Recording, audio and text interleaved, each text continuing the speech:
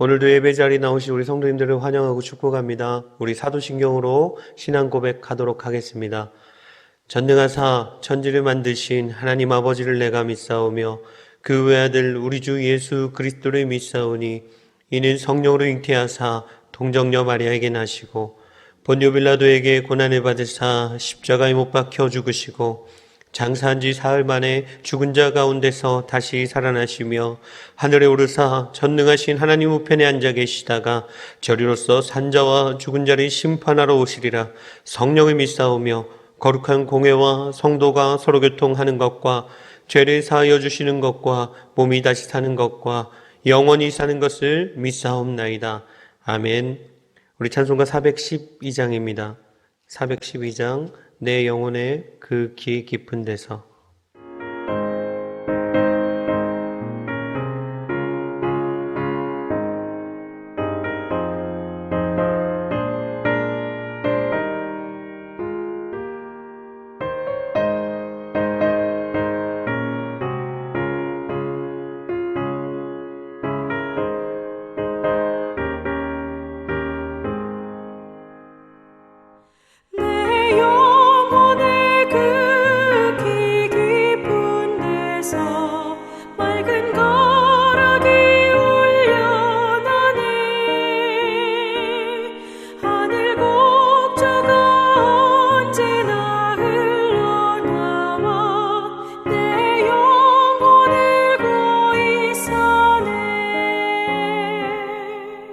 평화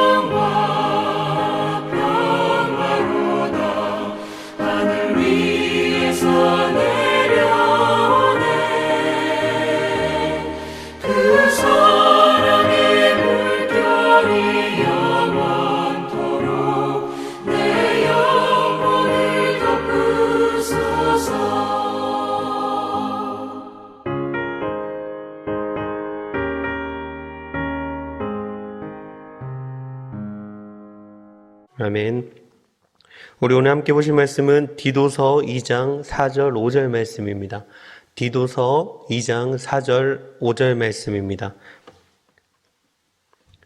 디도서 2장 4절 5절 말씀입니다. 제가 가진 성경으로는 신약 성경 349페이지에 있습니다. 우리 두 절이니까 한 목소리로 함께 읽도록 하겠습니다. 그들로 젊은 여자들을 교훈하되 그 남편과 자녀를 사랑하며 신중하며 순전하며 집안일을 하며 선하며 자기 남편에게 복종하게 하라. 이는 하나님의 말씀이 비방을 받지 않게 하려 함이라. 아멘. 오늘도 하나님께서 빌려주신 이 하루를 잘 살아드림으로 하나님께 갚아드리는 우리 성도님들 되시기를 간절히 소원합니다. 하나님은 우리의 믿음이 성장하기를 원하십니다. 그리고 행동으로 그 믿음을 보이기를 원하고 계십니다. 우리에게 믿음이 있다면 우리가 행동하도록 인도하시는 그 하나님을 기억해야 합니다. 말씀으로 인도하시는 그 하나님을 의지하면서 성령님의 그 세미한 음성에 귀 기울이시면서 5월 이 가정의 달에 하나님께서 믿는 자에게 무엇을 원하시는지 깨달으시면서 하나님의 마음을 기쁘시게 하는 우리 성도님들 되시기를 다시 한번 간절히 소원합니다. 오늘 본문이 속해 있는 디도서 2장은 바울이 기도에 대한 목회 지도 지침이라고 해도 과언이 아닌 것 같습니다. 2절에서 5절까지는 늙은 남자, 늙은 여자로 나와 있지만 저는 연륜이 있으신으로 바꿔 부르고 싶습니다. 2절에서 5절까지는 연륜이 있으신 분들의 행동 지침에 대하여서, 또 6절에서 8절까지는 젊은 남자들에 대한 생활 태도에 대해서 말씀하고 계시고, 그 이후에는 종의 어떤 입장에 대해서 행동 지침에 대해서 말씀하고 계십니다. 그런데 조금 이상한 부분이 계실 겁니다. 오늘 본문은 젊은 여자에 대한 본문인데 제가 언급을 안 했죠. 맞습니다. 분명히 오늘 2장 4절 5절 말씀은 젊은 여자에 대한 본문인데 이것은 누구를 통해서 교훈되어져야 한다고 나와 있습니까? 우리 4절 말씀 같이 한번 보실까요? 4절입니다. 시작. 그들로 젊은 여자들을 교훈하되 남편과 자녀를 사랑하며. 그들로, 여기서 그들로가 누구입니까? 연륜이 있는 여자분들에게 가르치라는 것입니다. 연륜이 있는 남자나 연륜이 있는 여자나 그리고 젊은 남자는 바울이 디도에게 가르치라고 이야기하지만 젊은 여성을 가르치는 일은 연륜이 있는 여성에게 위임하고 있는 것을 볼 수 있습니다. 왜 그렇습니까? 그 당시의 문화를 생각해 본다면 그 당시의 여성의 사회활동은 지극히 제한적이었고 가정 내에서의 활동이 주를 이루었습니다. 젊은 여자, 여기에 나와 있는 이 젊은 여자의 원어를 찾아본다면 결혼한 지 얼마 되지 않은 여성을 뜻합니다. 이 여성이 교육을 잘 받을 수 있는 장소는 바로 집 안이었습니다. 그리고 가장 교육을 잘 받을 수 있는 분은 집 안에 여자 어른이었다는 것이죠. 그런데 사실 요즘 문화에 빗대어 봐도 크게 다르지 않은 것 같습니다. 여성의 섬세함과 그 가련함을 잘 이해하고 교육할 수 있는 분은 바로 여자 어른들인 것 같습니다. 결혼하기 전에는 친정어머니의 영향을 참 많이 받죠. 그리고 결혼하고 나서는 시어머니의 교육에 대한 영향을 많이 받는다는 것입니다. 그래서 어느 정도 시간이 흐르면 음식 솜씨까지도 비슷해지는 경우를 우리가 많이 볼 수 있지 않습니까? 물론 100%다 그런 것은 아니지만 전반적으로 그렇다는 것입니다. 결혼 준비, 육아, 출산 이런 것들을 교육한다는 것에 있어서 남자들이 할 수 없는 부분들이 분명히 많이 있는 것 같습니다. 그 당시에도 가장 효과적인 교육을 생각했을 때 바울이 젊은 여자들의 교육을 디도가 아닌 젊은 여성들에게 위임한 것으로 볼 수 있다는 것입니다. 제가 예사랑교회에 부임한 지 날짜를 세보니까 119일째입니다. 그런데 그 중에 반절 이상을 코로나 때문에 이렇게 뭔가 빼앗긴 기분이 조금 들었습니다. 성도님들 얼굴을 좀 뵙고 인사도 하고 하나님 안에서의 교제를 좀 나눠야 하는데 60일이 넘도록 이렇게 좀 갈라져 있는 듯한 그런 느낌을 좀 받아서 아쉬운 부분이 이만저만이 아니었습니다. 그 모든 것들이 회복되리라 믿으며 기도하고 있습니다. 갑자기 뜬금없이 왜 이런 이야기를 하는지 궁금하실 텐데 제가 예사람교회에 부임하기 전에 면접 때 어떤 장로님께서 저에게 질문을 해주셨습니다. 엄청 극비가 아니니까 말씀드려도 될 것 같습니다. 장로님께서 저에게 이렇게 물으셨습니다. 강도사님은 교육부서를 참 오랫동안 맡았고 또 부흥을 경험해 봤는데 혹시 여자아이들은 어떻게 케어할 겁니까? 라고 저한테 이렇게 물어보셨습니다. 남자아이들은 제가 운동을 좋아하니까 축구를 하든 족구를 하든 뭐 탁구를 치든 이렇게 운동을 통해서 하나 될 수 있는데 여자아이들은 어떻게 관리할 것이냐에 대한 질문이셨던 것 같습니다. 그래서 제가 이렇게 당당하게 대답했습니다. 여자아이들은 여선생님들에게 잘 부탁드리겠습니다. 이렇게 대답했던 경험이 있습니다. 제가 뭐 최선을 다하지 않겠다는 것이 아니라 저는 제가 할 수 있는 영역 내에서 최선을 다하지만 분명히 제가 할 수 없는 어떤 한계와 범위를 느꼈기 때문에 그 부분들은 우리 여선생님들에게 이렇게 좀 채워주기를 간절히 바라는 마음에서였습니다. 오늘 말씀을 준비하면서 교회 부임 면접을 떠올리고는 혹시 오늘 본문에서 이 바울 선생님도 저와 같은 마음이 아니었을까? 디도 선생님도 저와 같은 경험을 하지 않았을까라는 생각에 한참을 웃었습니다. 오늘 본문에서 연륜이 있는 여성이 젊은 여성을 교훈한다고 말씀하시는데 여기서 이 교훈한다라는 뜻은 진지하게 권면하여서 그들이 의무를 지키게 한다는 뜻입니다. 연륜이 있는 여성들은 젊은 여성에게 진지하게 권면하여서 그들이 참된 의무를 지킬 수 있도록 도와주어야 한다는 것입니다. 어떤 의무입니까? 오늘 본문에 나와 있는 의무들을 살펴보면 첫 번째로는 남편을 사랑하는 의무입니다. 당연한 소리라고 생각하실지 모르지만 정말 남편을 사랑하냐고 물어보면 한 번에 대답이 나오지 않는 분들이 종종 있습니다. 자녀들은 그렇다 치고 정말 남편을 사랑하십니까? 아무런 막힘없이 그렇다고 대답하신다면 말씀대로 잘 살고 계시는 것 같습니다. 창조된 본래 위치를 이해하셔야 합니다.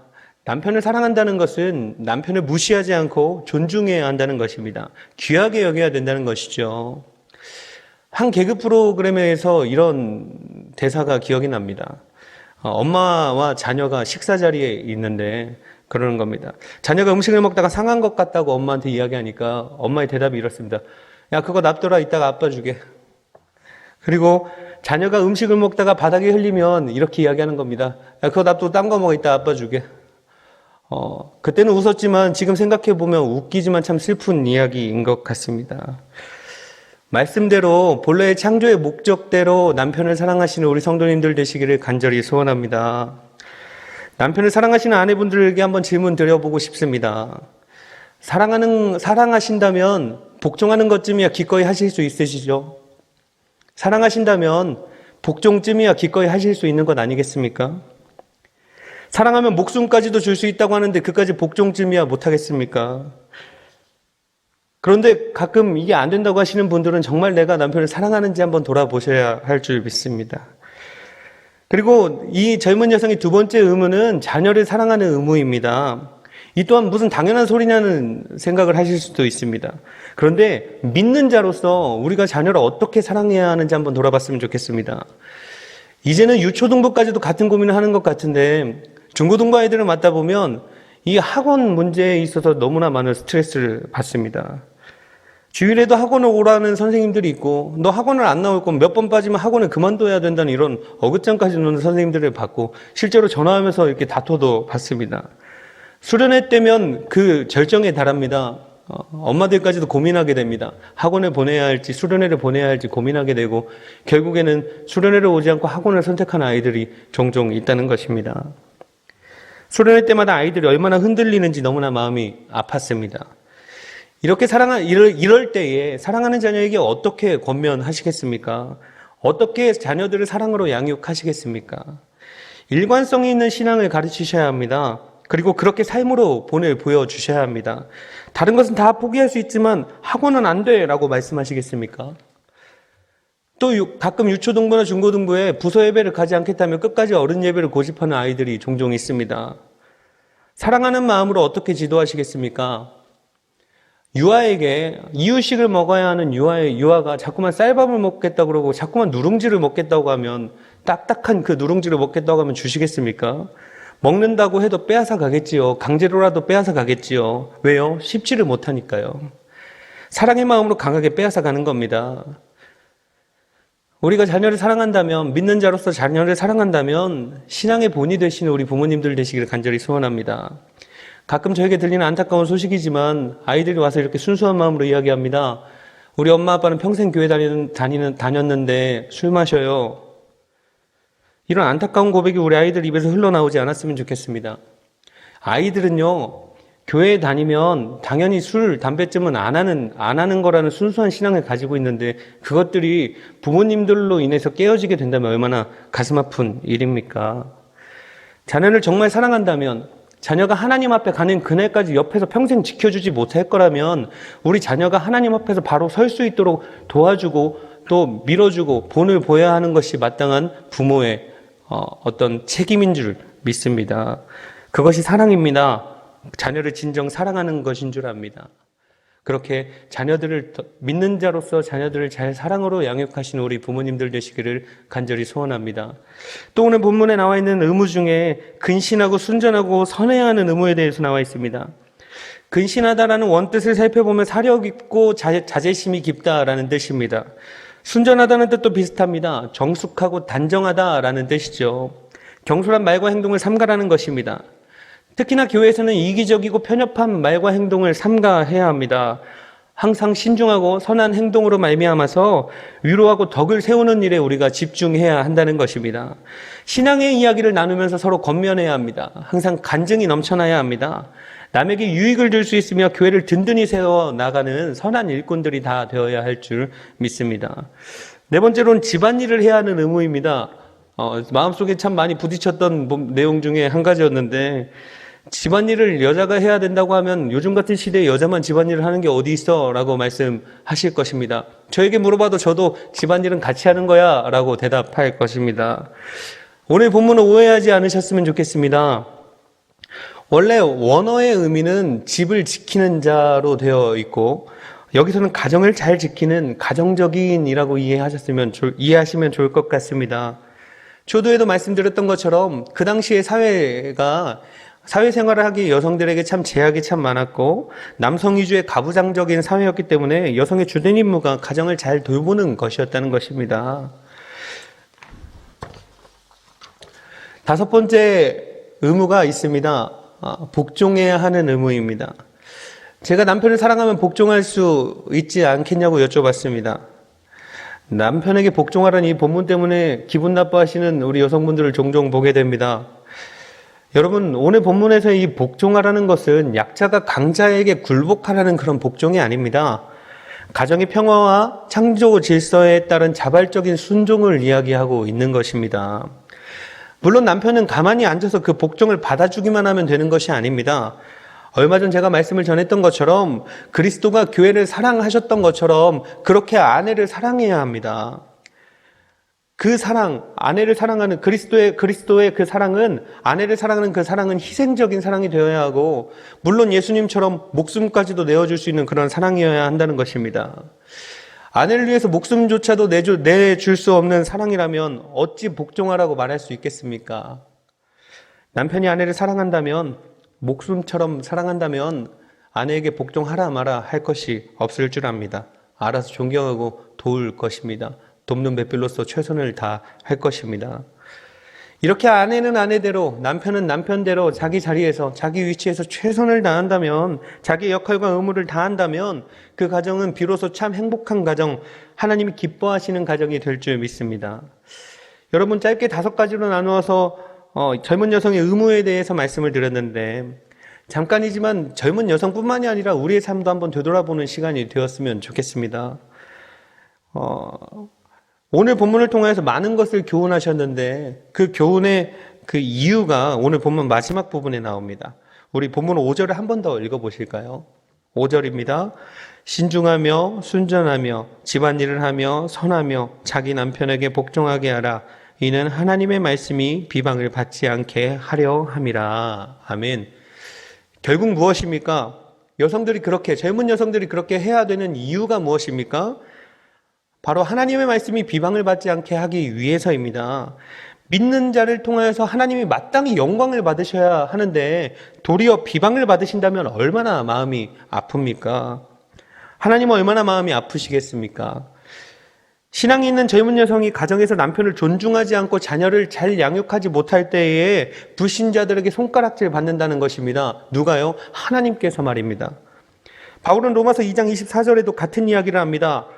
기록된 바와 같이 하나님의 이름이 너희 때문에 이방인 중에서 모독을 받는도다. 유대인들의 그릇된 행동으로 인해서 하나님께서 모독을 받는다고 이야기합니다. 여러분, 세상이 보는 그 기독교인들의 잣대, 세상이 기독교를 바라보는 그 잣대는 우리가 생각하는 그 기준보다 훨씬 더 높다는 것을 기억하셔야 합니다. 교회 다니는 사람은 가정을 더 사랑하고 품행이 더 단정하고 술, 담배는 물론이거니와 세상의 착함의 기준에 늘 거해야 한다는 것입니다. 우리가 그렇게 살지 못할 때 불신자들 입에서 나오는 소리는 교회 다니는 사람이 왜 그래? 예수 믿는 사람이 왜 저렇게 살아? 이런 소리들이 나오는 것입니다. 그들은 핏값으로 세우신 교회를 비방하면서 하나님의 존재를 부인해 버립니다. 또 전도의 문이 막혀 버립니다. 결국 영광 받으셔야 할 하나님께서 비방을 받으신다는 것입니다. 말씀을 맺도록 하겠습니다. 믿는 자의 삶이 결코 쉽지 않습니다. 지킬 것도 많고 참아야 할 것도 많고 때로는 너무나 억울할 때도 있습니다. 하지만 우리가 이 말씀들을 지켜 행해야 합니다. 왜냐하면 그것이 진짜 믿음이기 때문입니다. 우리의 믿음은 하나님께 보이는 것이기 때문입니다. 남편에 대해서 제가 말씀을 드리면서 야고보서 2장의 중심 말씀이었던 행함이 없는 믿음은 죽은 믿음이다를 말씀드렸었습니다. 여러분, 그렇습니다. 믿음은 행함으로 드러나야 합니다. 하나님은 우리의 믿음을 성장시켜서 행동할 수 있도록 인도하시기 때문입니다. 그냥 아는 것으로만 그친다면 그것은 죽은 믿음이라는 것을 기억하셔야 합니다. 사랑도 그렇다고 말씀드렸습니다. 아는 것만으로는 부족합니다. 우리가 작은 것이라도 그 사랑을 전해야 할 줄 믿습니다. 행함이 없는 사랑도 결국에는 죽은 사랑이기 때문입니다.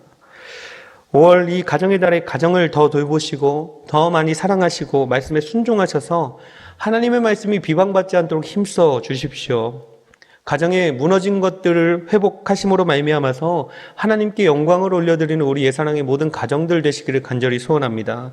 나에게 허락하신 이 작은 천국, 이 가정, 우리 가정이, 우리 집이 과연 이 천국의 모습을 누리면서 살아가고 있는지, 혹시나 그렇지 않다면 그것이 나 때문은 아닌지 한번 돌아보는 시간 되셨으면 좋겠습니다. 그렇게 하루하루 하나님을 기쁘시게 하고 하나님의 마음을 시원하게 해드리는 우리 모든 예사랑의 성도님들 되시기를 다시 한번 간절히 소원합니다. 우리 함께 기도하겠습니다. 참 고마우신 하나님 감사합니다. 우리에게 사랑하는 가족들을 주셨습니다. 가정의 달에 가족들을 더 많이 사랑하고 나에게 주신 그 가족들을 잘 섬기고 사랑함으로 말미암아 작은 천국을 누리며 살아가는 귀한 가정들 될 수 있도록 도와주시옵소서. 믿음을 보이게 하시고 믿음을 보여드림으로 말미암아 하나님께 영광 올려드리게 하시고 영광 올려드림으로 말미암아 하루하루 우리 삶에 기쁨이 넘쳐나는 귀한 하나님의 자녀들 다 되게 하여 주시옵소서. 감사하며 살아계신 예수 그리스도의 이름으로 기도합니다. 아멘. 주기도문으로 예배 바치도록 하겠습니다. 하늘에 계신 우리 아버지여, 이름이 거룩히 여김을 받으시오며 나라의 마옵시오며 뜻이 하늘에서 이룬 것 같이 땅에서도 이루어지이다. 오늘날 우리에게 일용할 양식을 주옵시고 우리가 우리에게 죄 지은 자를 사하여 준 것 같이 우리의 죄를 사하여 주옵시고 우리를 시험에 들게 하지 마옵시고 다만 악에 쏘구옵소서.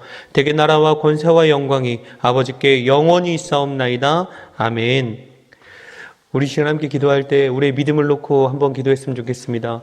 행함이 없는 믿음은 죽은 믿음인데 날마다 우리의 믿음을 주님께 보이며 살아가는 주님의 자녀들 되게 하여 주시옵소서. 사랑도 행함이 있는 사랑으로 말미암아 우리 가족들을 잘 섬기고 또 우리 가정을 하나님께 잘 올려드리는 우리 한 사람 한 사람 되게 하여 주시옵소서. 5월에 가정에 무너진 모든 것들이 회복되어지고 또 그렇게 사랑으로 덧입혀져서 하나님 보시기에 아름다운 가정들 다 이룰 수 있도록 도와주시옵소서. 코로나가 끝난 줄 알았는데 다시금 우리에게 어려움으로 다가옵니다. 마음이 어렵지만 하나님께서 해 주셔야만이 끝날 줄 믿습니다. 하나님께서 움직여 주셔서 하나님께서 만져 주셔서 이 땅에서의 코로나의 위험이 모두 다 사라질 수 있도록 도와주시옵소서. 우리 간절한 마음으로 함께 기도하도록 하겠습니다. 기도합니다.